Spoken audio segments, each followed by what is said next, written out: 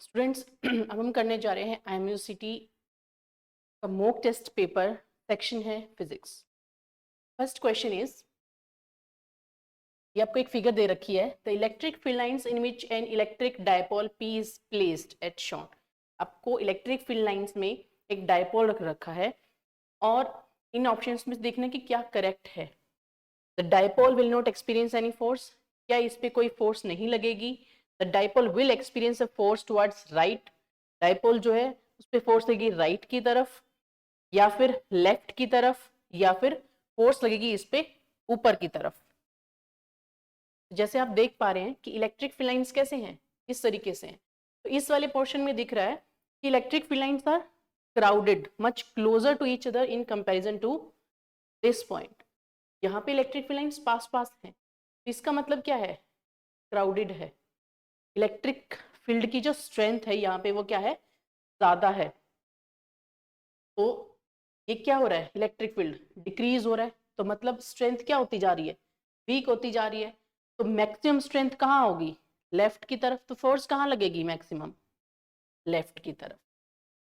तो option C is correct, the dipole will experience a force towards left.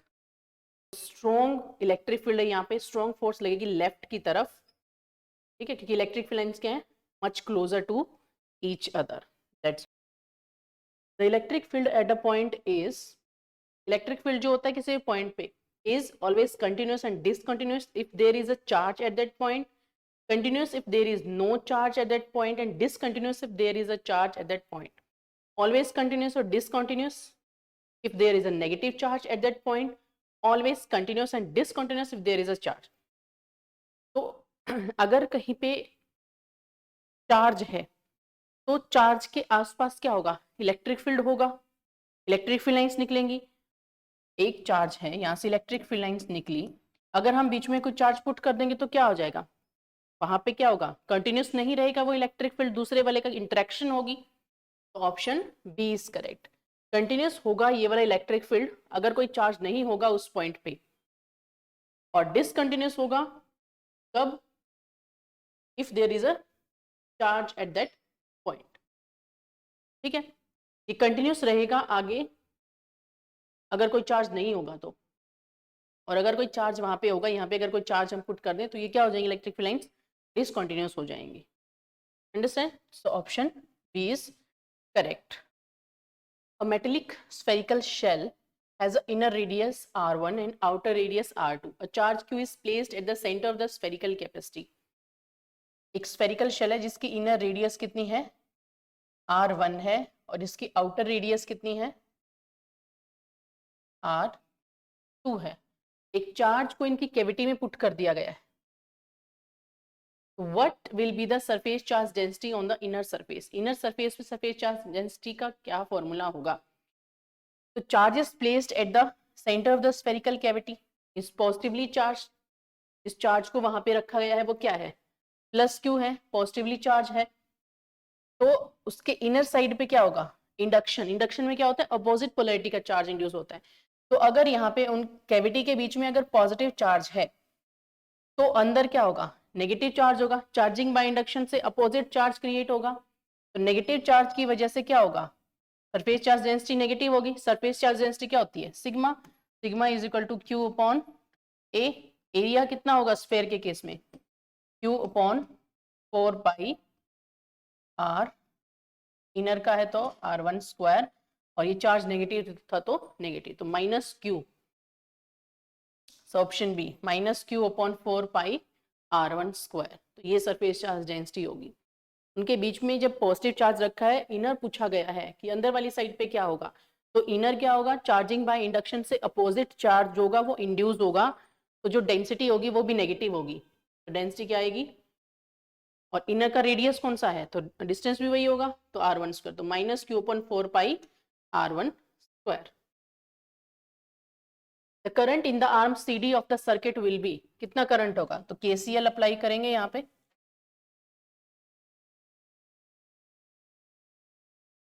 तो I1 current था, दो parts में डिवाइड हो गया, I2 I1, यहाँ पे सेम करंट जा रहा है, I2 आएगा यहाँ पे, यहाँ से करंट जो आ रहा है वो I3, यहाँ पे केसीएल अप्लाई करो, तो केसीएल में क्या होगा, करंट्स आ रहे हैं, दोनों एडअप हो जाएंगे दोबारा से, तो I1 प्लस I3 मिलके दोबारा से I2 करंट देंगे। Option B is correct, I2 plus I3। The bulbs A B and C are connected, इस तरीके से कनेक्ट है, ये दो बल्ब्स पैरेलल में है, ये सीरीज में है। The bulbs B and C are identical, ये दोनों आइडेंटिकल हैं। अगर सी बल्ब फ्यूज हो जाता है तो क्या होगा, both A and B will glow brightly, both A and B will glow less brightly. A जो है वो कम ब्राइटली हो जाएगा, बी ज्यादा ब्राइटली हो जाएगा, या ए ज्यादा ब्राइटली हो जाएगा, बी कम ब्राइटली हो जाएगा। तो दोनों ही आइडेंटिकल बल्ब्स थे। तो अगर सी फ्यूज हो जाता है तो पैरेलल में क्या होता है पैरेलल में जो रेजिस्टेंस होता है वो क्या होता है, 1/R1 प्लस 1/R2। तो अगर ये एक हम रेजिस्टेंस, ये वाला फ्यूज हो गया, ये वाला रेजिस्टेंस हट गया, तो ओवरऑल रेजिस्टेंस इंक्रीज हो जाएगा। रेजिस्टेंस इंक्रीज हो गया तो क्या होगा, करंट थ्रू ए रिड्यूसेस, जिसकी वजह से वो डीमर हो जाएगा, वो डीमर हो जाएगा तो कौन ब्राइटर ग्लो करेगा, बी। जो ओवरऑल रेजिस्टेंस था पैरेलल कॉम्बिनेशन का, सॉरी वो इंक्रीज हो गया, the overall resistance of the circuit increases, क्योंकि ये वाला रेजिस्टेंस हट गया, क्योंकि ये फ्यूज हो गया, तो रेजिस्टेंस क्या हो गया पहले के कंपैरिजन में, इंक्रीज हो गया। तो रेजिस्टेंस इंक्रीज हुआ तो ये वाला इसके अक्रॉस जो करंट होगा वो क्या हो जाएगा, रिड्यूस हो जाएगा, यानी कि ये वाला करंट ज्यादा हो जाएगा, तो ये ब्राइटर ग्लो करेगा। पैरेलल कॉम्बिनेशन में है इसीलिए, आइडेंटिकल है। के अक्रॉस रेजिस्टेंस इंक्रीज हो गया ओवरऑल सर्किट का, तो करंट इसके अक्रॉस रिड्यूस हो जाएगा, तो ये लेस ब्राइटर ग्लो करेगा in comparison to the bulb P. Next is a cylindrical wire is stretched to increase its length by 10%. What is the percentage increase in resistance? Resistance में कितना increase होगा, अगर हम 10% इंक्रीज कर दें तो 10% increase कर दिया ओरिजिनल लेंथ का, तो 10% ओरिजिनल लेंथ का कितना आया 0.1 इंक्रीज हुआ है, तो आफ्टर लेंथ कितनी हो जाएगी L प्लस, इंक्रीज कितना हुआ है, कितना 0.1 L, टोटल कितना हो जाएगा, पहले L लेंथ थी, अब इंक्रीज हो गया 0.1 L, कितना हो गया 1.1 L। तो लेंथ कितनी इंक्रीज हुई 1.1 L। और वॉल्यूम क्या होती है AL, तो वॉल्यूम तो वायर की क्या रहेगी, रिमेन्स अनचेंज्ड, पहले जितनी वॉल्यूम थी, एरिया और लेंथ हमने कुछ ऐड नहीं किया, कुछ रिड्यूस नहीं किया, सिर्फ उसको स्ट्रेच कर रहे हैं। तो जब आप उसको स्ट्रेच करते हो, जितने फैक्टर से लेंथ इंक्रीज होती है उतने ही फैक्टर से एरिया रिड्यूस हो जाता है, क्योंकि वॉल्यूम क्या होती है AL होगी, तो AL is equal to constant, volume तो कॉन्स्टेंट रहेगी, L क्यूब, AL क्यों लिखा, volume, L square into L cube, L cube क्या होती है वॉल्यूम, तो वॉल्यूम तो रहेगी हमारी कांस्टेंट। अब वॉल्यूम अगर कांस्टेंट है तो A is equal to constant upon L, तो अगर एक चीज इंक्रीज होगी तो दूसरी क्या हो जाएगी, रिड्यूस हो जाएगी। अगर लेंथ इंक्रीज होगी जितने भी फैक्टर से, उतने ही फैक्टर से एरिया क्या हो जाएगा रिड्यूस, तो एक इंक्रीज और एक डिक्रीज, लेंथ इंक्रीज तो एरिया डिक्रीज हो जाएगा। तो अगर लेंथ में चेंज आ रहा है 1.1 L, तो एरिया में भी कितना आएगा 1.1 L। तो रेजिस्टेंस के फॉर्मूले में पुट कर दीजिए, रेजिस्टेंस क्या होगा, बाकी सब रेजिस्टिविटी और वो सब कुछ तो सेम है, रेशियो लेंगे L डैश अपॉन L और A अपॉन A डैश, क्योंकि इनवर्सली है, तो L डैश अपॉन L और A अपॉन A डैश आएगा, तो वैल्यू पुट कर देंगे, तो 1.1 इंटू 1.1 1.21, ठीक है, तो कितना आया दोनों का 1.21। अब इसको परसेंटेज निकाल लेंगे, तो परसेंटेज कैसे निकालते हैं, कितना परसेंट इंक्रीज हुआ resistance, R dash minus R upon R, change कितना आया अपॉन ओरिजिनल जितना था इंटू 100, तो यहां से आ जाएगा R डैश अपॉन R की रेशियो कितनी है 1.21 माइनस 1 इंटू 100, तो 21 इंटू 100 यानी कि 21%, ठीक है, तो ये आ जाएगा हमारा 21% यानी कि डी ऑप्शन।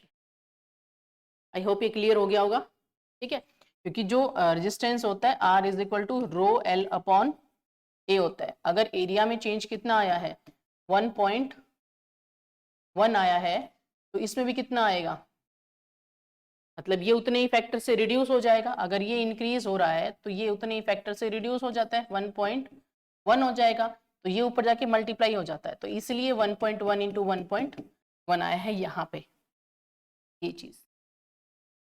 फिर इंक्रीज निकाल लेंगे कि कितना चेंज आया रेजिस्टेंस में अपॉन ओरिजिनल रेजिस्टेंस, यानी कि delta R upon R into 100, तो कितना आया है 1.21, परसेंटेज निकाल लोगे अपॉन 100 करके, ये निकल 21%। Next, a copper wire is stressed to make 0.2%. What is the percentage change in the resistivity? अब जो रेजिस्टेंस होता है वो डिपेंड करता है 4 फैक्टर्स पे, that is length, area, temperature and nature of the material. लेकिन जो रेजिस्टिविटी होती है, रेजिस्टिविटी क्या होती है, the specific resistance when the length of the conductor is 1 metre and its area of cross section is 1 metre square. तो resistivity resistance ही है एक तरीके का, जब कंडक्टर की लेंथ 1 मीटर है और उसका area of cross section 1 metre square है। अगर आप लेंथ और एरिया को चेंज कर दोगे तो वो रेजिस्टेंस ही बन जाएगा, रेजिस्टिविटी नहीं कहलाएगा वो। इसीलिए जो रेजिस्टिविटी है वो सिर्फ 2 ही फैक्टर्स पे डिपेंड करती है, that is temperature and second one is nature of the material. तो यहाँ पे अगर आपने कुछ भी चेंज किया है लेंथ या एरिया में तो उसका अफेक्ट रेजिस्टेंस पे तो होगा, बट रेजिस्टिविटी पे उसका कोई भी अफेक्ट नहीं होगा। तो यहाँ क्या आएगा, D option, none of these. So there is no change in the resistivity of the material. कोई चेंज नहीं आएगा क्योंकि सिर्फ इन्हीं 2 फैक्टर्स पे डिपेंड करती है रेजिस्टिविटी, लेंथ और एरिया पे डिपेंड नहीं करती है। A steel wire is stressed to make it 0.2% longer. एक वायर को स्ट्रेच किया गया उसको 0.2% लॉन्गर बनाने के लिए, तो रेजिस्टेंस में कितना चेंज आएगा, M is equal to A L D, मतलब एरिया क्या हो जाएगा M over L D, R कितना होता है रो एल अपॉन ए। अब यहां से ए की वैल्यू पुट कर दी, तो ए की वैल्यू पुट करेंगे तो M L का हो जाएगा स्क्वायर टी, तो यहां से change in resistance delta R over R कितना आएगा, डेल्टा आर ओवर आर कितना आया। जब हम परसेंटेज एरर्स निकालते हैं जो पावर वाले होते हैं तो कैसे करते हैं, पावर को हम आगे ले लेते हैं, बाकी सब चीजें कांस्टेंट रहती हैं। तो डी कांस्टेंट है, रो कांस्टेंट है, एम कांस्टेंट है, तो कितना हो जाएगा 2 dl over L, change in length over original length.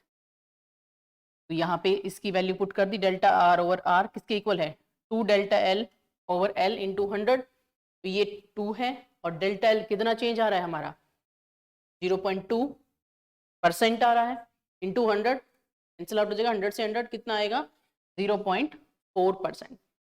तो ये वैसे करना है जैसे हम परसेंटेज एरर्स निकालते हैं, परसेंटेज में जो पावर होती है वो आगे मल्टीप्लाई हो जाती है और साथ में जो एरर आ जाता है, तो यहाँ पे एल स्क्वायर था तो कितना आ जाएगा एल आगे आ जाएगा, चेंज कितना हो रहा है 0.2% है, तो 100% ही निकालना है, तो कितना आ जाएगा 0.4।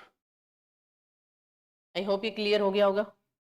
नेक्स्ट इज आपको VI ग्राफ दिख रहा है, 2 टेम्परेचर्स दिख रहे हैं, the correct relation between temperatures is, तो करेक्ट रिलेशन क्या है T1 ग्रेटर है T2 से, T1 is less than T2, दोनों इक्वल हैं, या T1 ग्रेटर है या नन ऑफ दीज। तो VI करेक्टरिस्टिक्स से हमारा कौन सा पैरामीटर निकलता है, रेजिस्टेंस निकलता है, तो R is equal to V upon I। तो अगर V के डायरेक्टली प्रोपोर्शनल है ये, अगर पोटेंशियल डिफरेंस ज्यादा होगा तो रेजिस्टेंस भी ज्यादा होगा, और कंडक्टर्स के केस में resistance is directly proportional to the temperature, temperature अगर ज्यादा होता है तो रेजिस्टेंस भी ज्यादा होता है। तो यहां से इसका रेजिस्टेंस ज्यादा है इन कंपैरिजन टू T1, तो रेजिस्टेंस ज्यादा है तो ये वाला टेम्परेचर ज्यादा होगा, तो A option is greater, T2 is greater then T1, T2 ज्यादा है यानी कि T1 कम होगा T2 से।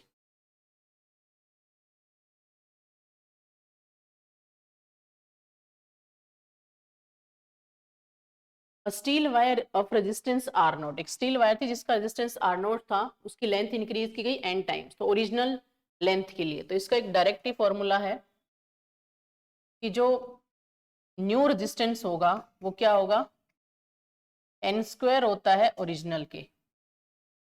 ठीक है, सी ऑप्शन, जैसे हमने थोड़ी देर पहले भी बात की थी, तो n स्क्वायर हो जाएगा, क्योंकि जितने फैक्टर से, मैंने भी बताया था, जितने फैक्टर से लेंथ इंक्रीज होगी उतने ही फैक्टर से एरिया रिड्यूस हो जाएगा, तो ये n ऊपर चला जाएगा तो n स्क्वायर आ जाएगा, तो n स्क्वायर आर नॉट।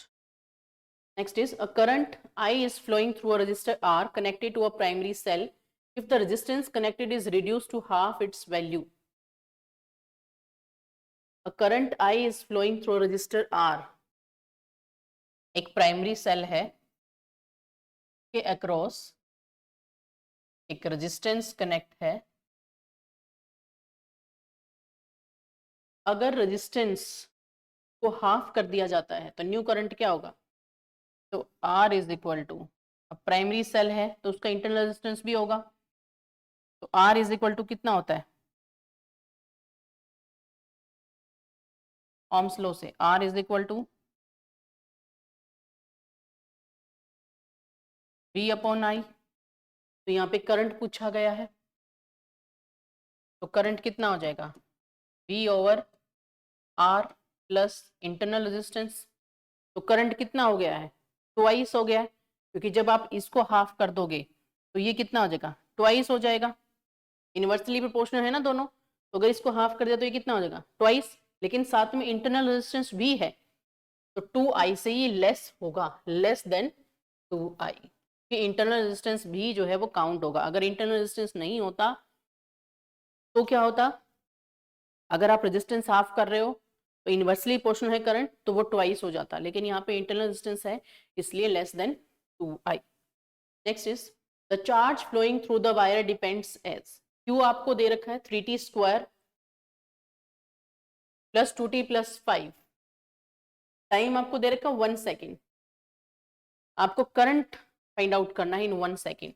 तो करंट का फॉर्मूला क्या होता है, I is equal to instantaneous current, I is equal to dq over dt।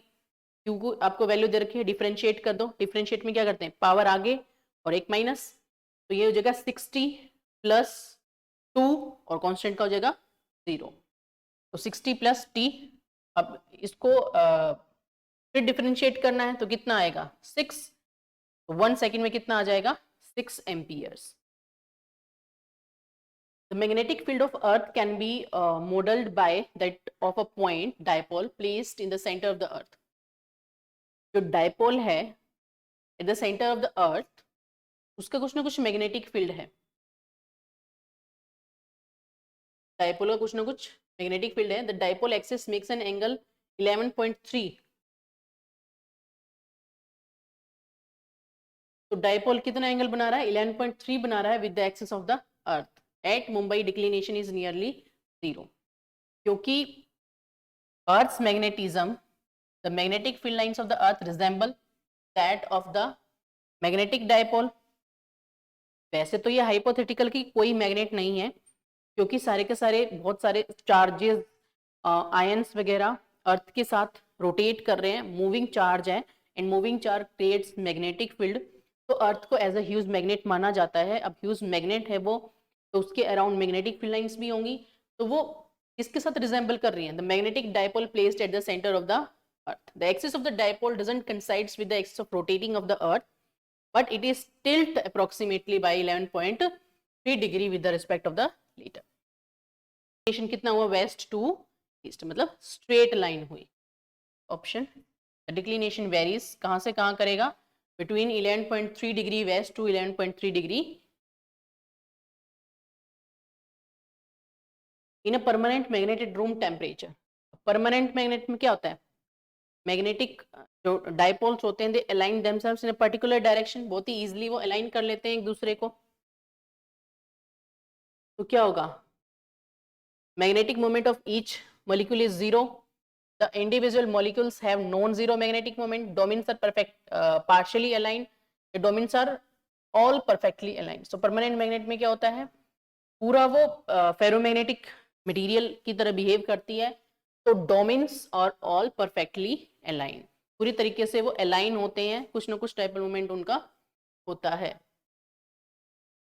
Next, consider the two idealised systems, एक parallel plate capacitor with large plates and small separation, दूसरा है a long solenoid, और क्या है, long solenoid है जिसकी length बहुत ज्यादा in comparison to its radius.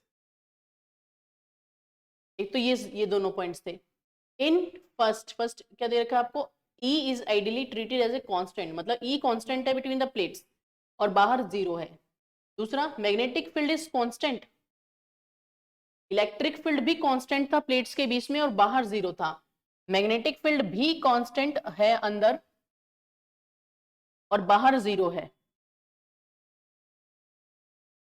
These idealized assumptions, however, contradict fundamental laws as, तो E और B, इलेक्ट्रिक फील्ड और मैग्नेटिक फील्ड जो होंगे वो अंदर होंगे उनकी कुछ ना कुछ वैल्यू, ये कांस्टेंट होंगे और बाहर उनकी वैल्यू जीरो होगी। तो ये किस केस में होता है, क्या इसमें होता है, इलेक्ट्रोस्टैटिक्स में होता है। तो इलेक्ट्रोस्टैटिक्स में तो अंदर इलेक्ट्रिक फील्ड है, मैग्नेटिक तो है ही नहीं, अंदर इलेक्ट्रिक फील्ड है वो जीरो है, ये तो अंदर क्या कह रहा है कि इनसाइड में कांस्टेंट होगा बाहर जीरो होगा, तो ये वाली इलेक्ट्रोस्टैटिक्स वाली कंडीशन नहीं होगी।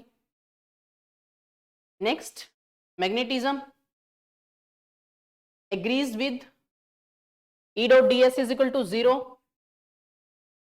सिर्फ ये होगा, ये contradicts H ds is equal to zero, ये तो नहीं होता है। इस वाले केस में क्या होगा, सेकंड वाले केस में, इन केस सेकंड, इस वाले केस में ये किसको ओबे करेगा, Gauss law of magnetic fields, जिसमें मैग्नेटिक फील्ड कितना होता है, जीरो होता है, E dot ds is equal to zero होता है, ये उसको कॉन्ट्राडिक्ट कर रहा है, तो E dot ds is equal to zero.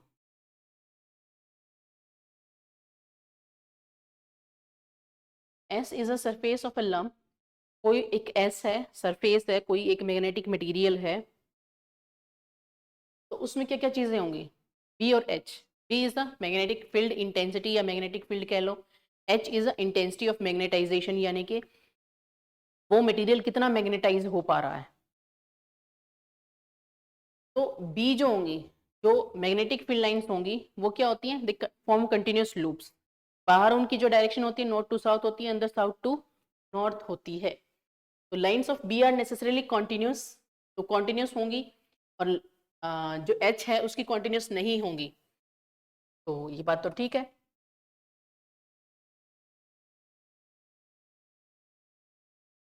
Some lines of B must be discontinuous, ये गलत गलत बात है, क्योंकि बी मैग्नेटिक फील्ड लाइंस जो होती हैं वो डिसकंटिन्यूस नहीं होती मैग्नेट के अंदर,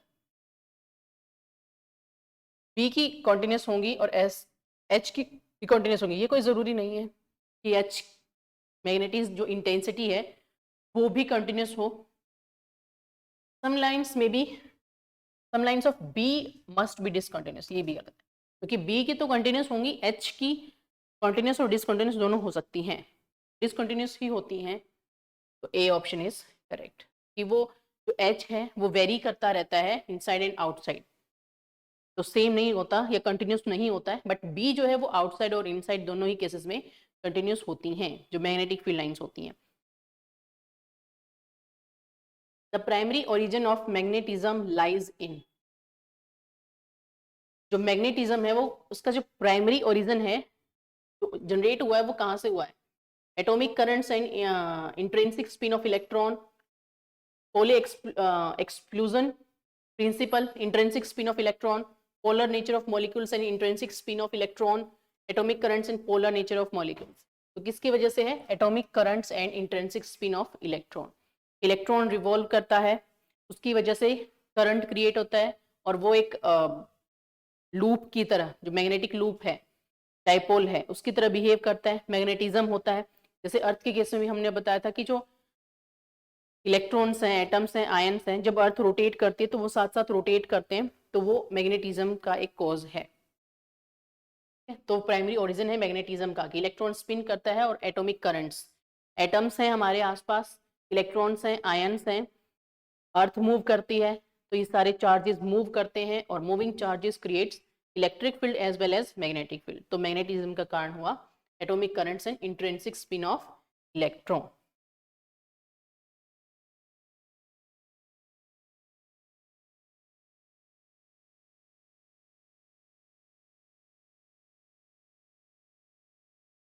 permanent magnet in the shape of a thin cylinder, cylinder की शेप में है परमानेंट मैग्नेट, लेंथ है 10 सेंटीमीटर और मैग्नेटिक डाइपोल मोमेंट है 106 ampere per metre. Magnetisation current निकालना है, तो क्या क्या दे रखा है आपको, लेंथ दे रखी है 10 centimetre, convert it into metre, तो मीटर में कन्वर्ट करेंगे 10⁻⁻² से मल्टीप्लाई कर दिया, 0.1 मीटर आ गया।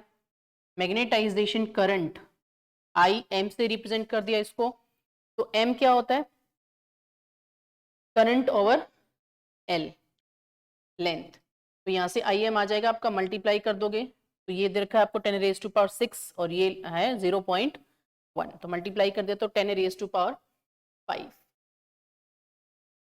10⁻5 ये आ जाएगा।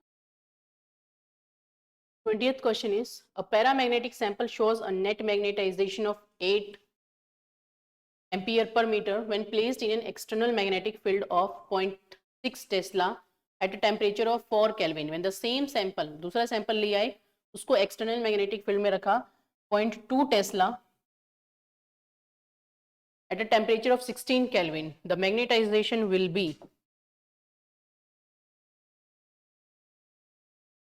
तो रिलेशन होता है magnetization is equal to CB over T। तो फर्स्ट की बात कर रहे हैं, फर्स्ट सैंपल की, तो C V1 मैग्नेटिक फील्ड, ये क्यूरी कांस्टेंट है, C B1 ओवर T1। दूसरा जो है वो हो जाएगा M2 is equal to CB2 over T2, दोनों को डिवाइड कर दो तो M1 over M2 is equal to CB1 over T1 into T2 over CB, C से C कैंसिल आउट हो गया, M1 ओवर M2 की B1 ओवर B2 और T2 over T1 values put कर दो। B1 की क्या वैल्यू है 0.6, 0.6 बाई 0.2 इंटू टेम्परेचर है आपका 16 केल्विन और एक 4 केल्विन, तो T2 है 16 और ये है आपका 4 केल्विन, तो ये रेशो कितनी आ जाएगी, M1 की वैल्यू कितनी है आपकी 8, तो पहले तो ये रेशो फाइंड आउट करो M1 ओवर M2, तो M1 over M2 is equal to, ये आ गया आपका 4, ये आ गया आपका 12, तो M2 कितना आ जाएगा, ये 8 है, M1 कितना है 8, तो 8, ये 12 नीचे, तो कितना आ जाएगा 4 से अगर डिवाइड करेंगे तो 2 अपॉन, तो option B is correct. The output of a step down transformer is measured to be 24 volt when connected to a 12 watt light bulb. The value of peak current is, अब आपको voltage दे रखी है 24, power दे रखी है 12 वाट, तो current का formula क्या होता है, P क्या होता है VI, तो आपको I फाइंड आउट करना है तो P अपॉन V कर दो, दोनों को डिवाइड करोगे तो कितना आएगा 0.5 पीक वैल्यू। अच्छा ये तो करंट निकला है, अब आप पीक वैल्यू निकालिए, तो पीक वैल्यू क्या होती है, RMS वैल्यू का फॉर्मूला क्या होता है,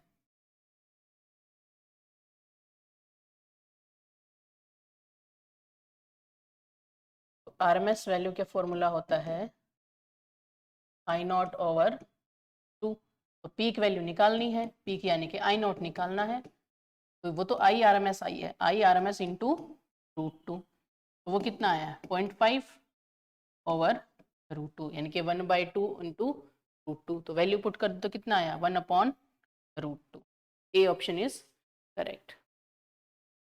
ठीक है, तो IRMS पहले P क्या होता है, V इंटू आई, यानी कि V R M S over into I R M S. तो आपके पास पावर थी और V था, तो वहां से आई आर एम एस निकल गया, आई आर एम एस आपके पास आ गया, तो आप पीक वैल्यू निकाल सकते हैं, यानी कि I know. As the frequency of an AC circuit increases, the current first increases and then decreases. What combination of the circuit elements is most likely to comprise a circuit? पहले frequency increase हो फिर decrease हो, तो ये किस में होता है? तो रिएक्टेंस, इंडक्टिव रिएक्टेंस क्या होता है? XL is equal to omega L, omega मतलब 2 पाई न्यू एल। अब कैपेसिटर, कैपेसिटिव रिएक्टेंस क्या होता है? XC, XC is equal to 1 upon omega C, यानी कि 1 अपॉन 2 पाई न्यू। ओमेगा जो होता है वो होता है हमारा 2 पाई न्यू, तो एक्सएल हमारा हो गया ओमेगा एल, मतलब 2 पाई न्यू एल। एक्सी कितना हो गया? XC is equal to 1 upon omega C, यानी कि 2 पाई न्यू सी। तो ये इनवर्सली हो गया। तो अब यहाँ पे क्या होगा? ये तो डायरेक्टली प्रोपोर्शनल है, इसमें इंक्रीज होगी, लेकिन इसमें क्या होगी? ये इनवर्सली है, इसमें डिक्रीज होगा। एक्स सी जो कैपेसिटिव रिएक्टेंस है, अगर कैपेसिटर कनेक्ट है तो फ्रीक्वेंसी इनवर्सली प्रोपोर्शनल है। अगर फ्रीक्वेंसी बढ़ेगी, रिएक्टेंस कम होगा, it allows a current to pass through it. तो अगर एलआरसी सर्किट है तो क्या हो रहा है? अगर आप इंक्रीज कर रहे हो फ्रीक्वेंसी, तो एक्सएल तो इंक्रीज हो रहा है, लेकिन एक्ससी क्या होगा? कम होगा। फ्रीक्वेंसी इंक्रीज कर रहे हो क्योंकि ये इनवर्सली है, अगर फ्रीक्वेंसी इंक्रीज करी तो ये क्या हो जाएगा? डिक्रीज हो जाएगा। ये तो आरएलसी होगा या एल और सी, अकेले एल और सी होंगे तो भी एक में फ्रीक्वेंसी इंक्रीज होगी, एक में डिक्रीज होगी। तो फर्स्ट ऑप्शन में कह रहा है इंडक्टर एंड कैपेसिटर, और फोर्थ में कह रहा है आर एल सी तीनों कनेक्ट होंगे, क्योंकि आर में नहीं हो रहा। आर में तो दोनों सेम फेज में होते हैं, ई और बी। इंक्रीज हो रहा है, और एक्स सी क्या है? डिक्रीज हो रहा है विद इंक्रीज इन फ्रीक्वेंसी। यही पूछा गया है कि जब फ्रीक्वेंसी आप इंक्रीज करोगे तो इनमें से क्या क्या चीजें कनेक्ट होंगी। तो इंडक्टर और कैपेसिटर दोनों ही कनेक्ट होंगे। ये इंडक्टर में इंक्रीज हो रहा है इंडक्टिव रिएक्टेंस, और एक्सी डिक्रीज हो रहा है with increase in frequency. In an alternating current circuit consisting of elements in series, the current increases on increasing the frequency of supply. Current किस में इंक्रीज होगा? उसमें पूछा गया था कि रिएक्टेंस के बारे में। इससे पूछा गया था करंट किस में इंक्रीज होगा। करंट किस में होगा? क्या क्या एलिमेंट्स लगेंगे जब करंट इंक्रीज हो विद इंक्रीज इन फ्रीक्वेंसी? हमें पता है, अभी देखा था हमने, एक्स इज इक्वल टू क्या था? 1 अपॉन ओमेगा सी, यानी कि 1 अपॉन 2 पाई सी। अगर फ्रीक्वेंसी इंक्रीज करोगे तो एस सी क्या होगा? एक्स सी डिक्रीज हो जाएगा। ये डिक्रीज होगा तो इम्पीडेंस क्या होगा? अगर सिर्फ आरसी सर्किट लगा रहे हो तो ये कॉम्बिनेशन है, तो फ्रीक्वेंसी इंक्रीज के साथ जो इम्पीडेंस है वो डिक्रीज हो रहा है। ठीक है, ये डिक्रीज हो रहा है मतलब करंट इंक्रीज होगा। किस सर्किट में होगा? आरसी सर्किट में। कैपेसिटर है तो भी होगा, साथ में रजिस्टर है तो भी होगा, तो डिक्रीज होना चाहिए। When an AC voltage of 220 volt is applied to the capacitor C, AC volt जब अप्लाई की 220 वोल्ट की कैपेसिटर के अक्रॉस तो क्या होगा? तो जब आपने बैटरी कनेक्ट कर दी कैपेसिटर के प्लेट्स के अक्रॉस, तो कैपेसिटर स्टार्ट चार्जिंग, वो चार्ज होना स्टार्ट हो जाएगा। तो maximum voltage between plates is 220, क्या वो 220 रहेगी कि प्लेट्स के बीच की जो वोल्टेज है, और वो चार्ज हो जाएगा with the applied voltage, with in phase with the applied voltage, या फिर the current is in phase with the applied voltage and power delivered to the capacitor is zero, या फिर C, the charge on the plates is in phase with the applied voltage and power delivered to the capacitor is zero। जो charge होगा वो same phase में होगा applied voltage के और power के, वो जीरो होगा। या फिर maximum voltage between 220 between plates is 220 volt and power delivered to the capacitor is zero. तो जब आप AC अप्लाई करते हो कैपेसिटर के क्रॉस, द प्लेट, जो पॉजिटिव प्लेट होती है वो हायर पोटेंशियल पे होती है, और दूसरी प्लेट जो होती है वो नेगेटिव टर्मिनल वाली वो लोअर पोटेंशियल पे होती है। तो दोनों के बीच में जो फेज डिफरेंस होगा वो कितना होगा? जीरो होगा। The charge on the plates is in phase with the applied voltage, तो सेम फेज में होंगे V और I, और पावर क्या होगी, पावर डिलीवर्ड इज 0। ठीक है ना, तो C option is correct. Same phase में होंगे V और I, क्योंकि जब आप बैटरी कनेक्ट कर रहे हो तो वो चार्ज हो रहा है, एक पे पॉजिटिव प्लेट है, एक मतलब पॉजिटिवली चार्ज होगा, दूसरा नेगेटिवली चार्ज हो रहा है, तो जो चार्ज होगा और जो पोटेंशियल होगी दोनों फेज सेम फेज में होंगे, और जो पावर डिलीवर्ड होगी वो क्या होगी, 0 होगी। Next is if a LC circuit is considered analogous to a harmonically oscillating spring block system, which energy of the LC circuit would be analogous to potential energy? Potential energy की क्या होगी, circuit में क्या होता है, half LI square होता है, तो वो इलेक्ट्रोस्टैटिक में किसके इक्वल है, हाफ CV स्क्वायर के एनालॉगस है। ठीक है ना, तो इसको एज अ पोटेंशियल एनर्जी मान सकते हैं। Energy stored in a capacitor half CV square, और energy stored in an inductor is half LI square, तो दोनों क्या है, एनालॉगस हैं दोनों।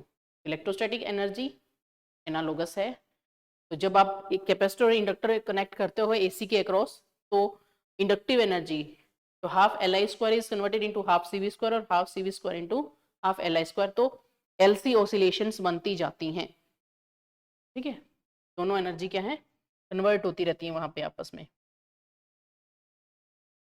Alternating current in a circuit is described by the graph, एक ग्राफ दे रखा है आपको, VI ग्राफ है, VT ग्राफ है, करंट का चेंज दे रखे हैं विद रिस्पेक्ट टू टाइम, तो what is IRMS in this graph, IRMS निकालनी है आपको। RMS का मतलब क्या था, रूट मीन स्क्वायर वैल्यू, तो रूट होगा, स्क्वायर होगा, फिर मीन होगी, तो वो वैल्यू, तो हाइयर और लोअर, पॉजिटिव और नेगेटिव वैल्यू, इसमें हाइयर जा रही है 1 और यहाँ पे जा रही है 2, तो IRMS क्या होगी, अंडर रूट ऊपर अपर मैक्सिमम प्लस लोअर मैक्सिमम उनका स्क्वायर अपॉन 2, तो ये आ जाएगा 4 + 1 5/√2, इसको डिवाइड कर देंगे तो 1.6 एम्पियर, तो C option is correct, IRMS। RMS current in a 50 Hz AC circuit is 5 ampere. The value of current is 1/300 seconds after its value becomes 0 is. Frequency थी 50 Hz, current IRMS 5 ampere, time 1/330 seconds. पहले तो current find out करो, तो peak value हम कैसे निकालते हैं, अभी बताया था, IRMS क्या होता है हमारा, I0/√2, तो हमें I0 निकालना है, तो इन दोनों को मल्टीप्लाई कर देंगे, तो IRMS इंटू √2, दोनों को मल्टीप्लाई कर दिया 5√2 एम्पियर। अब I क्या होता है AC में, I = I0 sin ω-t, अब ओमेगा क्या होता है 2π/, हमें फ्रीक्वेंसी दे रखी है, टाइम दे रखा है, दोनों मल्टीप्लाई कर दिए, तो मल्टीप्लाई कर दे तो 0 से 0 कैंसिल, ये 6 और ये 3, तो π/3, तो 5√2 साइन यहाँ से π/3, इसको सॉल्व कर लेंगे, π/3, तो π/3 हमारा कितना होता है 360 डिग्री हो गया, तो साइन 60 पे कितना होगा √3/2, तो आ गया हमारा 5√3/2, तो बी ऑप्शन इज करेक्ट। तो an inductor of reactance, inductor दे रखा है 1 ओम, मतलब एक्सेल आपको दे रखा है 1 ओम, रजिस्टर दे रखा है आपको R दे रखा है 2 ओम, सीरीज में कनेक्ट है, VRMS दे रखी है 6 volt, power dissipated find out करना है, तो IRMS क्या हो गया, IRMS is equal to I0/√2 होता है, तो I0/√2 होता है तो किसके इक्वल होगा, I इज इक्वल टू कितना होता है ओम्स लॉ से V/R, यहाँ पे हम किसकी बात कर रहे हैं, पोटेंशियल की, RMS वैल्यू के इक्वल होगा, तो IRMS किसके इक्वल होगा, ERMS ओवर, तो जब हम RLC सर्किट की बात करते हैं तो resistance is replaced by impedance, तो ERMS ओवर Z हो जाएगा, तो इम्पीडेंस RLC सर्किट के इम्पीडेंस का क्या फॉर्मूला होता है, Z = R² + XL - XC का होल स्क्वायर, तो यहाँ पे हमारे पास सिर्फ इंडक्टर और रजिस्टर है, तो तो XC नहीं आएगा, तो R² plus XL whole square, तो ये वैल्यू दे रखी है, XL की 1 है और R की 2 है, तो इनका स्क्वायर कर दिया, तो इंपीडेंस हमारे पास आ गया √5। अब हमारे पास इंपीडेंस आ गया, ERMS में दे रखी है 6 वोल्ट, फॉर्मूले में पुट कर दिया, ये आया था हमारा कितना √5, ये √5 आ गया और ये आ गया हमारा 6। तो यहां से IRMS, क्योंकि हमें पावर निकालनी है और पावर क्या होती है IRMS into VRMS cos phi, ये वैल्यू निकाल लेंगे। अब IRMS हमारे पास है 6/√5, VRMS है कितनी है VRMS 6, और cos phi क्या होगा हमारा R/Z, रेजिस्टेंस ओवर इंपीडेंस, तो रेजिस्टेंस 2 है, इंपीडेंस √5 है, ये सारी वैल्यूज पुट कर दी, 14.4 watt. 30th question, there are certain material developed in laboratories which have a negative refractive index. A ray incident from air to such a medium shall follow a path given by, आपको 4 ये diagram दिख रहे हैं, एक ये diagram है जिसमें incident ray आई, इस तरीके से पाथ फॉलो किया, इसमें अवे फ्रॉम द नॉर्मल चली गई, इसमें रिफ्लेक्शन ही हो गया, और इसमें ये यहां से आकर इस तरीके से और स्ट्रेट पाथ फॉलो कर रही है, तो इसमें से क्या होगा ऐसे आगे और डायरेक्ट ऐसे जा रही है, तो नेगेटिव रिफ्रैक्टिव इंडेक्स है, रिफ्रैक्टिव इंडेक्स क्या है नेगेटिव है, तो नेगेटिव रिफ्रैक्टिव इंडेक्स होगा तो क्या होगा it bends opposite to the, तो ये नेगेटिव में ही बेंट होगी, नेगेटिव रिफ्रैक्टिव इंडेक्स का मतलब क्या हुआ, ठीक है ना। अब देखो ये हो नहीं सकता, क्योंकि ये कब होगा जब पॉजिटिव रिफ्रैक्टिव इंडेक्स होगा, इसमें रिफ्लेक्शन हो रही है, रिफ्रैक्शन हो ही नहीं रही, इसमें हो रही है बट वो इंटरफेस पे 90 डिग्री पे जा रही है, तो ये भी नहीं होगा, तो क्या होगा नेगेटिव के केस में, first A option is correct, जिसमें आपका रिफ्रैक्टिव इंडेक्स नेगेटिव है तो वो इसी नेगेटिव वाले क्वाड्रेंट में मुड़ जा रही है इस तरीके से, तो this is a correct option, तो ये होगा जब रिफ्रैक्टिव इंडेक्स हमारा नेगेटिव होगा तो। The phenomena involved in the reflection of radio waves by ionosphere is similar to, तो आइनोस्फेयर कौन सी होती है, एटमॉस्फेयर की जो टॉप मोस्ट लेयर होती है, बिल्कुल ऊपर वाली जो लेयर होती है आइनोस्फेयर एक्सोस्फेयर, तो वो लेयर है, तो वहां पे क्या होता है रिफ्लेक्शन कैसे होता है, reflection of light by plane mirror, total internal reflection होता है, मिराज होता है, या फिर डिस्पर्जन होता है, 7 कलर्स में स्प्लिट होता है, या स्कैटरिंग होती है, तो वहां पे क्या होता है TIR होता है, क्योंकि कोई लेयर आप डेंसर से रेयर में जा रहे हो तो वो सेम इंटरनली क्या हो जाती है रिफ्लेक्ट हो जाती है, तो इसलिए जो हम सैटेलाइट कम्युनिकेशन यूज करते हैं उसमें माइक्रोवेव्स यूज करते हैं इंस्टेड ऑफ रेडियो वेव्स, क्योंकि रेडियो वेव्स क्या हो जाती हैं आइनोस्फेयर से वापस रिफ्लेक्ट होके TIR हो जाता है, क्योंकि एंगल ऑफ इंसिडेंस जो होता है वो क्रिटिकल एंगल से ज्यादा हो जाता है, जिसकी वजह से वो वापस इंटरनली बेंट हो जाती है और सैटेलाइट तक पहुंच ही नहीं पाती है, इसलिए हम माइक्रोवेव्स हायर फ्रिक्वेंसी की वेव्स यूज करते हैं इंस्टेड ऑफ रेडियो वेव्स, तो वहां पे क्या होता है TIR होता है during a mirage. The direction of ray of light incident on a concave mirror is shown, concave mirror है ये, तो PQ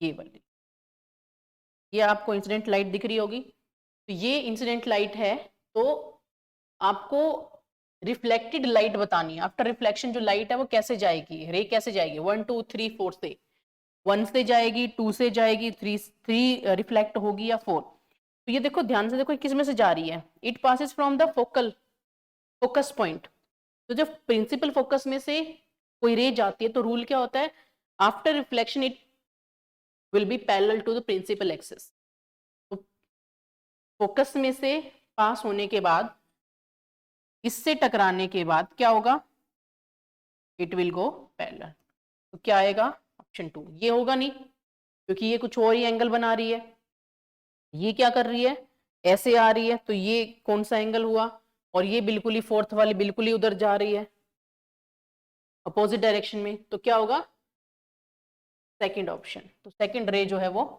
करेक्ट, सेकंड यानी कि B answer is correct, this B.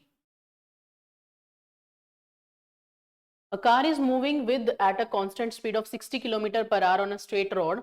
Looking at the rear view mirror, the driver finds that the car following him is at a distance of 100 meter and is approaching with a speed of 5 km per hour. In order to keep track of the car in the rear, the driver begins to glaze alternatively at the rear side. यानी कि car है 60 kilometre per hour की speed से straight road पे जा रही है. Driver क्या देखता है, पीछे से एक कार आ रही है जो कि 100 मीटर दूर पे है and approaching with at a speed of 5 kilometre per hour. तो उसको ट्रैक करते रहने के लिए आफ्टर एवरी 2 सेकेंड्स, जब तक कि कार ओवरटेक नहीं कर जाती, तो क्या क्या चीजें होंगी, कैसे उनकी स्पीड जो है वो मेंटेन होगी दो कार्स की.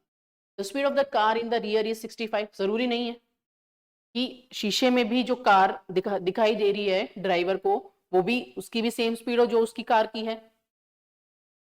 In the side mirror of the car in the rear would appear to approach with a speed of 5 km per hour to the driver of the leading car. जरूरी नहीं है कि अगर पीछे वाले की स्पीड 5 किलोमीटर पर आवर से वो अप्रोच कर रही है, इंक्रीज कर रही है, तो वो भी करें, ऐसा तो कोई जरूरी नहीं है. In the rear view mirror the speed of the approaching car would appear to decrease as the distance between the cars decreases. तो डिस्टेंस तो अगर डिक्रीज होगा तो स्पीड क्या होगी, इंक्रीज होगी. ये ऑप्शन भी नहीं होगा, तो कौन सा ऑप्शन होगा, डी ऑप्शन. जिसमें डिस्टेंस अगर डिक्रीज हो रहा है तो स्पीड क्या होगी, इंक्रीज होगी. As the distance decreases speed increases. ठीक है. रियर व्यू मिरर में कौन सा मिरर यूज होता है, कन्वेक्स मिरर यूज होता है, जो वर्चुअल एंड इरेक्ट इमेज बनाता है और उसमें लिखा होता है कि objects are much closer as they appear. ठीक है. तो मिरर के अंदर जो ऑब्जेक्ट्स दिखाई देंगे वो पास होंगे एक्चुअल डिस्टेंस से. तो जब वो पीछे वाली गाड़ी आती हुई नजर आएगी तो जैसे जैसे डिस्टेंस डिक्रीज होगा तो शीशे में क्या नजर आएगा कि स्पीड जो है वो इंक्रीज हो रही है उसकी, जैसे जैसे वो ओवरटेक करने के लिए आगे बढ़ेगा. D option is correct. The radius of curvature of the curved surface of a plano convex. Plano convex, plane और कन्वेक्स, तो कितनी है focal length, radius of curvature R कितना है 20 सेंटीमीटर. तो ये हो गया 20 centimetre. Refractive index is, if the refractive index of the material of the lens is 1.5, तो रिफ्रैक्टिव इंडेक्स हो गया 1.5. तो इट विल एक्ट, तो वैल्यूज पुट कर दीजिए. तो F is equal to R over mu minus 1, मतलब 1/f होता है. 1/f is equal to mu minus 1 r 1 by r1 minus 1 by r2. ये रिलेशन होता है. हमारे पास एक प्लेन है, ये वाला पोर्शन हट जाएगा,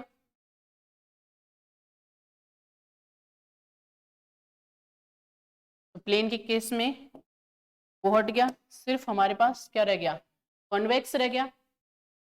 तो इसको रेसिप्रोकल कर दिया, f हमें फाइंड आउट करनी है. तो r कितना देर का में 20 सेंटीमीटर. याद क्या रखना होता है, तो कन्वेक्स जो होता है उसकी ऑलमोस्ट सारी चीजें पॉजिटिव होती हैं, फोकल लेंथ भी उसकी पॉजिटिव होगी और कॉनकेव की नेगेटिव होगी. तो इसकी फोकल लेंथ भी, रेडियस ऑफ कर्वेचर भी पॉजिटिव हो गई 20. म्यू आपको दे रखा है रिफ्रैक्टिव इंडेक्स 1.5 माइनस 1, तो 20 ओवर यहाँ आ गया 0.5, तो 200/5, ये आ गया हमारा 40 सेंटीमीटर. मीटर में कन्वर्ट करना चाहो तो मीटर में कर सकते हो, बट सेंटीमीटर में, आर सेंटीमीटर में है तो सेंटीमीटर में भी रख सकते हो. तो सेंटीमीटर मीटर का ज्यादा कोई फर्क नहीं पड़ रहा. देखना क्या है कि फोकल लेंथ पॉजिटिव आई है. अब फोकल लेंथ पॉजिटिव है तो किसकी तरह एक्ट करेगा, कन्वेक्स की तरह करेगा या कनकेव की तरह, कन्वेक्स की तरह करेगा only for the objects that lie on it's curved surface. Object जब इसके कर्व्ड सरफेस पे होंगे तो ही, नहीं. फोकल लेंथ कितनी है 40 सेंटीमीटर है, मिरर से 40 सेंटीमीटर दूर है, तो कर्व्ड सरफेस पे तो नहीं होंगे. कनकेव की तरह वो बिहेव कर ही नहीं रहा है, कनकेव की तरह नहीं कर रहा है, सिर्फ क्या बचा, कॉन्वेक्स की तरह कर रहा है. और ऑब्जेक्ट जो है उसके साइड में वो कितनी दूर हो सकता है, फोकल लेंथ पे कितनी भी हो सकती है, तो वो कितनी है 40 सेंटीमीटर है या 0.40 मीटर है. Next is consider an extended object immersed in water contained in a plain trough When seen from close to the edge of the trough, the object looks distorted. किसी भी एक ऑब्जेक्ट को पानी में डाला गया और उसके एज से उसको देखा गया तो वो कुछ डिस्टोर्टेड दिखाई देता है। जैसे हम कुछ भी जग पेंसिल या कुछ भी डालते तो थोड़ा सा डिस्टोर्टेड, उसकी शेप थोड़ी सी इरेगुलर सी दिखाई देती है, मतलब कुछ शेलोअर ऐसा दिखाई देता है। पेंसिल जैसे बेंट दिखाई देती है तो उसकी शेप थोड़ी सी डिस्टोर्टेड दिखाई देती है। तो ऐसा क्यों होता है? द एपरेंट डेप्थ जो है of the points close to the edge are nearer to the surface of water compared to the points away from the edge. Apparent depth जो होती है वो ज्यादा पास होती है ऊपर वाले सरफेस पे, या the angle subtended by the image of the object at the eye smaller, क्या एंगल ज्यादा बनता है एक्चुअल से? Some of the points of the object far away from the edge may not be visible. कुछ points visible नहीं होते हैं from the edge क्योंकि total internal reflection हो जाता है, या water is a trough acts as a lens or magnifying image. तो इसमें क्या आएगा? फोर्थ तो क्या है? trough acts as a lens and magnifies the object.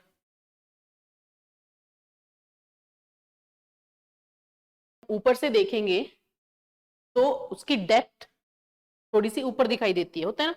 कोई भी वाटर टैंक है, जब हम उसमें से झांकते हैं तो उसका जो बॉटम होता है वो थोड़ा सा हमें रेज्ड उभरा हुआ दिखाई देता है, जो डेप्थ है वो कम दिखाई देती है due to refraction of light. तो फर्स्ट तो होगा।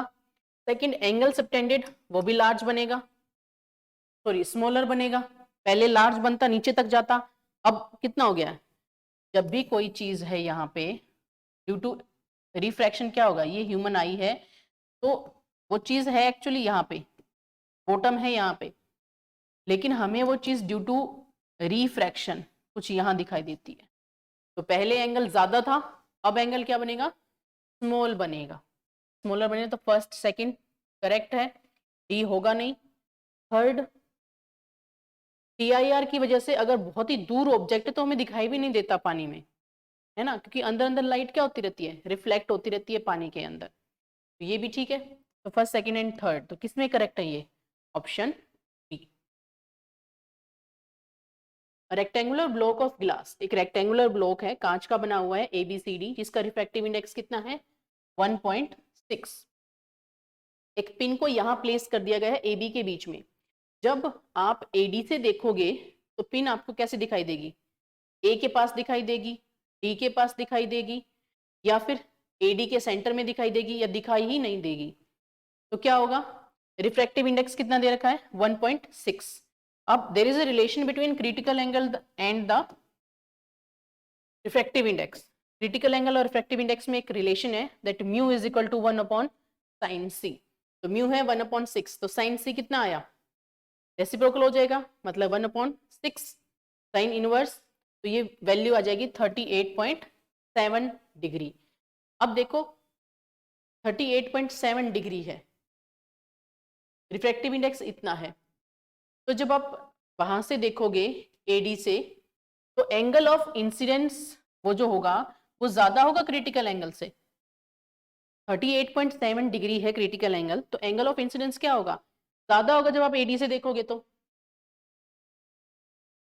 यहां से जब आप देखोगे तो 38.7 से डिग्री से ज्यादा होगा एंगल ऑफ इंसिडेंस। और जब कोई लाइट रे डेंसर से रेयर मीडियम में जाती है, ये जो पॉइंट है ये क्या है? रेयर मीडियम में है, डेंसर से रेयर मीडियम में जाती है और angle of incidence is greater than the critical angle, तो there is TIR happens, the TIR occurs, total internal reflection होता है। लाइट जो है इटसेल्फ सेम मीडियम में बेंट हो जाएगी, इधर आ जाएगी, ठीक है। जब वो रिफ्लेक्ट होके वापस आ जाएगी, उस पॉइंट पे जाएगी नहीं, तो आपको वो पिन जो है वो नजर नहीं आएगी, not be seen at all. तो AD से देखने पर आपको AB के बीच में रखी पिन दिखाई नहीं देगी।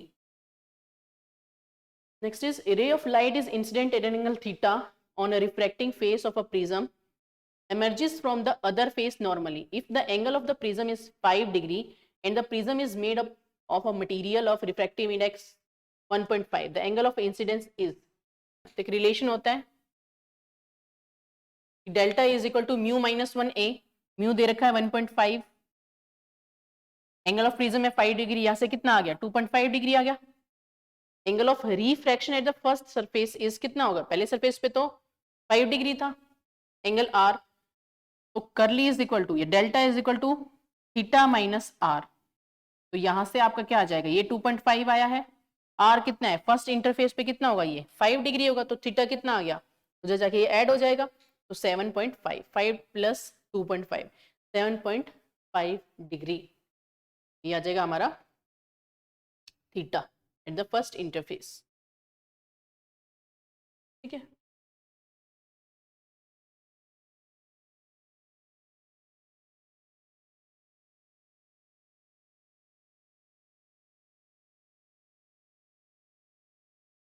a magnifying glass is used as the object to be viewed can be brought closer to the eye, normal near point। एक मैग्नीफाइंग ग्लास को बिल्कुल पास में लेकर आए आई के नॉर्मल नियर पॉइंट से, नॉर्मल नियर पॉइंट कितना है 25 सेंटीमीटर, उससे बिल्कुल पास लेकर आए तो क्या होगा, a larger angle is to be subtended by the object at the eye and hence viewed in greater detail, तो क्या होगा, वो ज्यादा बड़े बड़े दिखाई देंगे, डिटेल पूरी दिखाई देगी, एंगल बड़ा बनेगा आई के साथ, तो ये तो है the formation of A virtual erect image. अब मैग्नीफाइंग ग्लास है, वर्चुअल इरेक्ट इमेज बनेगी, सीधे दिखाई देते हैं लेटर्स, सीधे दिखाई देते हैं, तभी तो हम आसानी से पढ़ पाते हैं। Increase the in the field of view, नहीं, अक्षर आपको बड़े दिखाई देंगे, व्यू बड़ा नहीं दिखाई देगा, ज्यादा व्यू नहीं दिखाई देगा, जो लेटर्स हैं जो आप देख रहे हो वो बड़ा दिखाई देगा। इनफाइनाइट मैग्निफिकेशन, नहीं, एट द नियर पॉइंट, तो फर्स्ट एंड सेकंड, तो फर्स्ट एंड सेकंड किस में है, ए में। Energy of a photon is equal to kinetic energy, मतलब E is equal to kinetic energy. Photon की जो एनर्जी थी वो प्रोटॉन की काइनेटिक एनर्जी के इक्वल है, फोटोन और प्रोटॉन, फोटोन मतलब packets of energy, E is equal to h nu, और प्रोटॉन जो पॉजिटिवली चार्ज पार्टिकल है। The energy of photon is E, let lambda 1, lambda 1 de Broglie wavelength है proton की, और लैम्डा 2 वेवलेंथ है किसकी, फोटोन की, तो दोनों की रेशियो फाइंड आउट करनी है। तो प्रोटोन की एनर्जी क्या होती है, काइनेटिक एनर्जी क्या होगी, हाफ mv², m से मल्टीप्लाई m से डिवाइड कर दिया, तो काइनेटिक एनर्जी का रिलेशन किसके साथ होता है, मोमेंटम के साथ होता है, तो यहां से मोमेंटम कितना आ गया mv, mv is equal to √2me, is the energy, तुम काइनेटिक एनर्जी कह रहे हैं, तो mv is equal to momentum is equal to, relation होता है मोमेंटम में और काइनेटिक एनर्जी में, दैट इज 2m या 2me, यहाँ पे काइनेटिक एनर्जी को E से रिप्रेजेंट कर रखा है, तो यहाँ पे आ जाएगा ये E।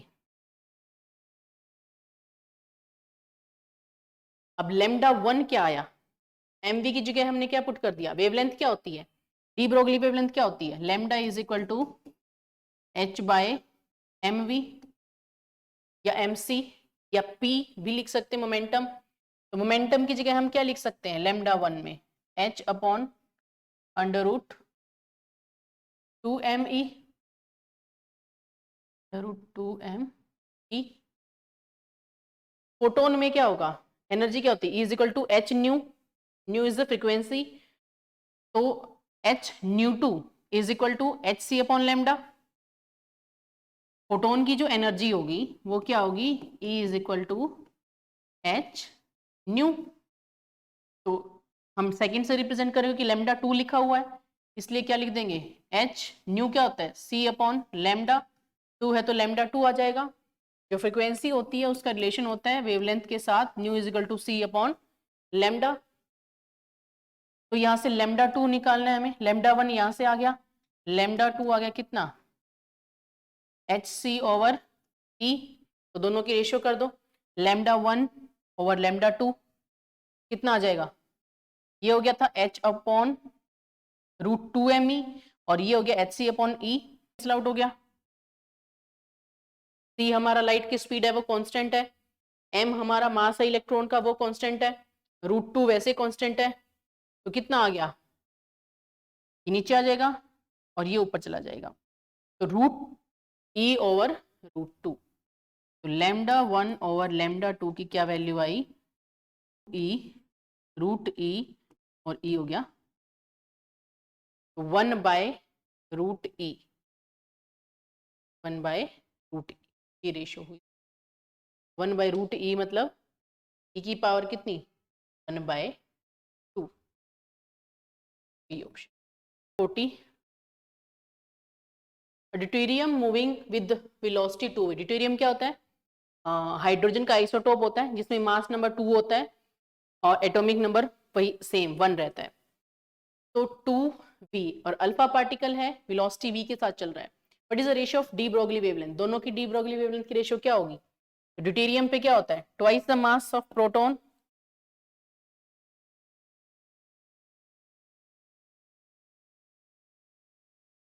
Twice the mass of proton या न्यूट्रॉन, तो ट्वाइस हो जाएगा।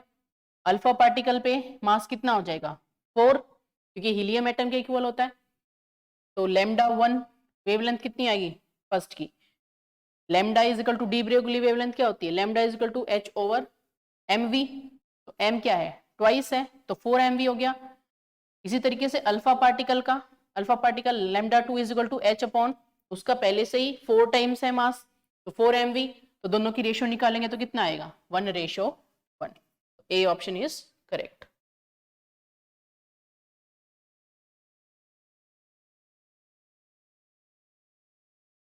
The de Broglie wavelength associated with a small particle changes by 0.25% if its momentum is changed by p naught. The initial momentum was, the de Broglie wavelength जो थी वो change हुई 0.25% से, तो मोमेंटम में कितना चेंज आया, तो देखो डी ब्रोगली वेवलेंथ का फॉर्मूला क्या था, lambda is equal to h/p, initially momentum और इनिशियली है p नॉट और फाइनल है p, तो लैम्डा में कितना चेंज आया, वेवलेंथ में कितना चेंज आया पहले के कंपैरिजन में, कितना ऐड हुआ, लैम्डा प्लस 0.25% था तो 0.25/100 lambda is equal to h by momentum में कितना चेंज आया p माइनस पी नॉट, से हम चेंज निकालते हैं तो यहाँ पे इनको ऐड कर दिया तो 100 प्लस 25 लैम्डा बाय 100, इसको फ्रॉम फर्स्ट एंड सेकंड या क्रॉस मल्टीप्लाई कर दो, तो दोनों को क्रॉस मल्टीप्लाई करोगे तो क्या आ जाएगा, अब लैम्डा अपॉन एच, यहाँ से लैम्डा और एच को यहाँ लेके चले गए, लैम्डा अपॉन एच, अब लैम्डा कितना होता है, लैम्डा ओवर एच क्या हो गया 1/p, तो p उधर जाके मल्टीप्लाई होगा तो यहाँ पे लैम्डा ओवर एच की जगह यहाँ पे क्या आ गया, यहाँ पे p, इक्वेट कर दिया दोनों को, इसको और उसको, तो यहाँ पे p आ गया हमारा, तो इसको जब सॉल्व करोगे तो p कितना मिलेगा, इनिशियल के कंपैरिजन में 401 जब इनको डिवाइड करोगे तो, if nu is the frequency, wavelength दे रखी है आपको न्यू बार किसके इक्वल होता है 1/λ, is a wave number then lambda, यहाँ पे लैम्डा आएगा, lambda is a wavelength, nu bar is a wave number किसके इक्वल होता है 1/λ, तो एनर्जी फाइंड आउट करनी है, तो एनर्जी क्या होगी 1/λ होता है ये, तो एनर्जी क्या होती है E is equal to h nu क्या होता है C/λ, अब लैम्डा को क्या लिख सकते हैं hc तो था ही, hc 1/λ को क्या लिख सकते हो न्यू बार, तो hc nu bar, B option is correct. The heavier of the two particles has smaller de Broglie wavelength if the two particles, the heavier of the two particles has smaller de Broglie wavelength, मतलब दो particles से heavier थे उनकी de Broglie wavelength smaller थी, if the two particles मतलब दोनों inversely proportional है मास और वेवलेंथ, तो हेवियर होंगे वेवलेंथ कम होगी, यानी कि मास ज्यादा होगा वेवलेंथ कम होगी, तो क्या चीज कांस्टेंट आई, v कांस्टेंट आया, वेलोसिटी सेम हुई, वेलोसिटी सेम है तो एनर्जी सेम होगी, यहां से भी देख सकते हो lambda is equal to h/2m_2me, अब h पहले ही कांस्टेंट है आपका, मास अगर हैवियर है वेवलेंथ कम है तो यहाँ से E कांस्टेंट आया, तो सेम वेलोसिटी के साथ मूव करेंगे सेम एनर्जी होगी और सेम ही हाइट से अगर उनको होल्ड डाउन किया जाएगा तो मास हैवियर होगा और डी ब्रोगली वेवलेंथ कम होगी, ये तीनों केसेस होंगे ऑल ऑफ दीज। तो लैम्डा ई इलेक्ट्रॉन की वेवलेंथ, प्रोटॉन की, अल्फा पार्टिकल, इनकी डी ब्रोगली वेवलेंथ दे रखी है आपको, और all are accelerated by the same potential, मतलब पोटेंशियल सेम पोटेंशियल से इनको आप एक्सेलरेट कर रहे हो, तो किसकी वेवलेंथ ज्यादा होगी, इनको अरेंज करना है एक ऑर्डर में। तो हमें पता है lambda is equal to h by कितना होता है 2m ई मतलब काइनेटिक एनर्जी, और काइनेटिक एनर्जी किसके इक्वल होती है ईवी, इलेक्ट्रॉन वोल्ट के, या क्यूवी लिख सकते हो, चार्ज ही तो है, ई क्या है चार्ज ऑन इलेक्ट्रॉन, तो 2m ईवी, ई लिख लो इसको, क्यूवी लिख सकते हो। तो सेम पोटेंशियल है, 2 कांस्टेंट है, तो lambda is directly proportional to 1 over under root m q या एम ई, मास के और चार्ज ऑन इलेक्ट्रॉन के इनवर्सली प्रोपोर्शनल हुआ।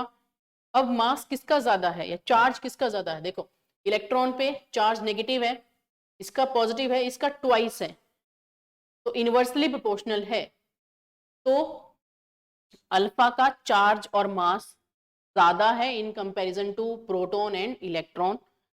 तो सबसे कम वेवलेंथ किसकी होगी अल्फा की, फिर ये, और सबसे ज्यादा वेवलेंथ किसकी होगी इलेक्ट्रॉन की, क्योंकि इलेक्ट्रॉन का मास और चार्ज दोनों ही कम है in comparison to proton and alpha particle. Alpha particle का सबसे ज्यादा है, तो सबसे इनवर्सली प्रोपोर्शनल है क्योंकि वेवलेंथ मास और चार्ज के, तो जिसका चार्ज और मास कम होगा उसकी वेवलेंथ ज्यादा होगी, तो इलेक्ट्रॉन की वेवलेंथ ज्यादा होगी। The number of beta particles emitted by a radioactive substance is twice the number of alpha particles. Beta particles दुगने रेट से निकल रहे हैं in comparison to alpha particles. The resulting daughter is, अब देखो अल्फा में क्या होता है, जो डॉटर न्यूक्लियाई होगा उसका मास 4 से रिड्यूस हो जाता है और ये एटॉमिक नंबर 2 से रिड्यूस हो जाता है, जबकि बीटा के केस में क्या होता है, इसमें कोई चेंज नहीं आता, नो चेंज, और ये 1 से प्लस हो जाता है।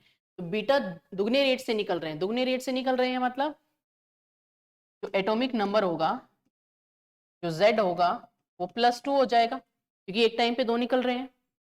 और अल्फा में क्या होगा, 2 से डिक्रीज हो रहा है, तो ओवरऑल क्या हो गया, ये कैंसिल आउट हो गया, तो ये कंपनसेट हो जाएंगे, एक इंक्रीज हो रहा है दूसरा डिक्रीज हो रहा है, तो क्या चेंज आया, ये दोनों तो कंपनसेट हो गए, क्योंकि यहाँ पे 2 से एटॉमिक नंबर इंक्रीज हो रहा है, यहाँ पे 2 से एटॉमिक नंबर डिक्रीज हो रहा है, और मास 4 से डिक्रीज हो रहा है, 4 से डिक्रीज हो रहा है, तो सिर्फ चेंज किस में आ रहा है, मास नंबर में चेंज आ रहा है, एटॉमिक नंबर में कोई चेंज नहीं आ रहा है। तो उन एटम्स को हम क्या कहते हैं जिसमें सेम एटॉमिक नंबर होता है लेकिन डिफरेंट मास नंबर होता है, तो वो क्या होते हैं, आइसोटोप्स होते हैं। तो ये होगा आइसोटोप। अगर दूसरा होता तो वो आइसोबार होता, कि जिसमें मास नंबर सेम होता बट एटॉमिक नंबर में चेंज होता।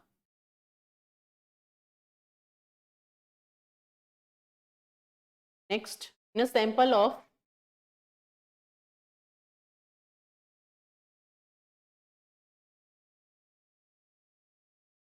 in a sample of radioactive substance, what percentage decays in one mean lifetime? One जो मीन लाइफ टाइम होता है उसकी परसेंटेज क्या होती है, तो टाइम कितना होता है 1/λ होता है, डिके कांस्टेंट के inversely proportional n/n0 initial to, मतलब जो रेट है जिस रेट से वो डिके हो रहे हैं अपॉन n0 की रेशियो क्या होती है E - λt, दोनों ये इनवर्सली हैं तो यहाँ से कैंसिल आउट हो जाएगा, -1 आ जाएगा, मतलब एक्सपोनेंशियल होता है जो रेट होता है, जिस रेट से डिके होते रहते हैं एटम्स वो एक्सपोनेंशियली होता है, पहले ज्यादा नंबर ऑफ एटम्स होते हैं फिर धीरे धीरे डिके होते रहते हैं, डिके होते रहते हैं, तो रेट भी क्या होता रहता है, रेट ऑफ जो डिसइंटीग्रेशन है वो डिक्रीज होता रहता है, तो एक्सपोनेंशियल है, एक्सपोनेंशियल है तो कितना है 2.72 मीन, तो कितना आ गया 0.36, तो यहाँ से फ्रैक्शन डिकेट कितनी आ जाएगी 1 माइनस, इसको माइनस कर दो 64% मीन आ जाएगी, ठीक है, मतलब 63 पॉइंट समथिंग होती है तो वो अप्रोक्सीमेट 64 हो गया। Binding energy per nucleon for the parent nucleus is E1, that of the daughter E2 है, पेरेंट की बाइंडिंग एनर्जी E1 है, डॉटर की कितनी है E2 है। तो क्या होगा, when a heavy nucleus is of, अगर ज़्यादा मास नंबर होता है जिस न्यूक्लियस का, तो वो स्टेबल नहीं होती हैं, नहीं बहुत लाइटर वाली भी नहीं होती हैं, हैवी न्यूक्लियस भी नहीं होती हैं, क्योंकि नंबर ऑफ जो न्यूक्लियॉन्स होते हैं न्यूक्लियस के अंदर वो बहुत ज़्यादा हो जाते हैं, जिसकी वजह से वो डिके करते हैं, उसका डिसइंटीग्रेशन होता है in the form of alpha beta and gamma decay. तो जब एक heavy nucleus to lighter nuclei में टूटती है, तो जो न्यूक्लियस है उसका मास नंबर कम होता है और वो ज्यादा स्टेबल होती है in comparison to the heavy nucleus. तो E2 इज ग्रेटर देन, ठीक है। तो बाइंडिंग एनर्जी जितनी ज्यादा न्यूक्लियस स्टेबल होगी उतनी ही बाइंडिंग एनर्जी होगी पर न्यूक्लियॉन।